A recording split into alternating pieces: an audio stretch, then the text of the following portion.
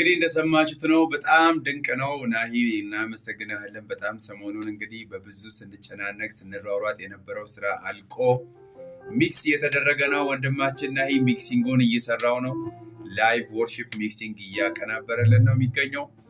ጌታ ኢየሱስ ይባርካችሁ። ሪል ወርሺፕ ቲም እየደገፋችሁን ስላለ፣ ህብረታችንን ሪል ወርሺፕን እያገዛችሁ ስላለ በብዙ እናመሰግናችኋለን። ጌታ ኢየሱስ ዘመናችሁን ይባርክ። ሻሎም ሻሎም ሻሎም ሻሎም